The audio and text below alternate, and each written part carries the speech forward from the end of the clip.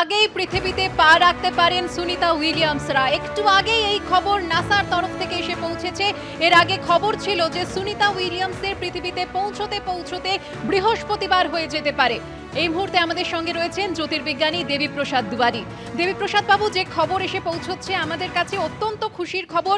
একটা রুদ্ধশ্বাস গতিতে প্রহর গোনা চলছিল, তার মধ্যে যে খবর এসে পৌঁছচ্ছে তাতে মনে হচ্ছে যে অপেক্ষার অবসান বেশ কিছুক্ষণ আগেই হতে পারে।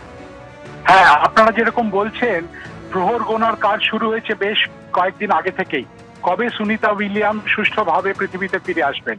গতকাল আমরা যে নাসা থেকে খবর পেয়েছিলাম তাতে 19শে মার্চ মানে বুধবার দিন ভারতীয় সময় সকাল 10:35 সেটি ক্রু 9 ছেড়ে আসবে ইন্টারন্যাশনাল স্পেস স্টেশন এবং বৃহস্পতিবার 20শে মার্চ সকালবেলায় 3:30 সকালবেলায় সে পৌঁছবে পৃথিবীতে।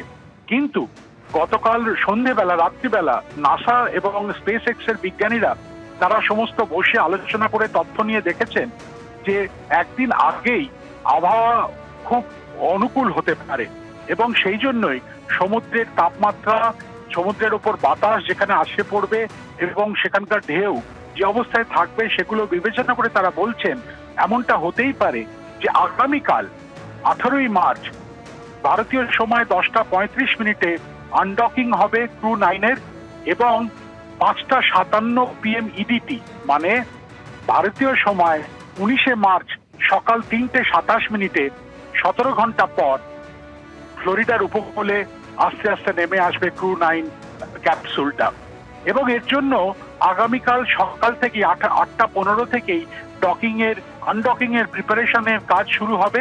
হ্যাচ বন্ধ হয়ে যাবে, মানে ক্রু 9 এর যে ক্যাপসুলের দরজা সেটা বন্ধ করে দেওয়া হবে কালকে সকাল 8:15 মতো এবং 10:35 মতো এটি ছেড়ে যাবে ইন্টারন্যাশনাল স্পেস স্টেশনকে। এই তথ্য কিছুক্ষণ আগেই নাসা থেকে আমরা পেয়েছি।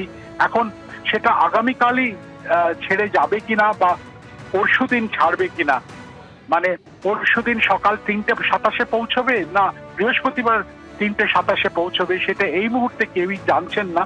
কিন্তু আমরা আশা রাখি যে কালকের মধ্যে এই ঘটনাটা ঘটবে। তবে মনে রাখতে হবে সুনিতা উইলিয়ামস সুষ্ঠুভাবে ফিরে আসুন, কিন্তু তারপরেও বেশ কয়েক মাস তাকে কিন্তু অনেক পরীক্ষা নিরীক্ষা, অনেক চিকিৎসাধীন থাকতে হবে। তার কারণ এই মহাশূন্যে 9 মাস থাকার ফলে অনেক ঘটনা ঘটতে পারে। তাদের যে হৃৎপিণ্ড হার্ট সেটা দুর্বল হতে পারে, চোখের দৃষ্টিশক্তি কম হতে পারে, এমনকি ব্রেনে জল জমতে পারে। তাছাড়া হাড়ের ঘনত্ব কমে যাওয়ার ফলে শরীরের অনেক ক্ষতি হতে পারে। ধন্যবাদ দেবীপ্রসাদ বাবু।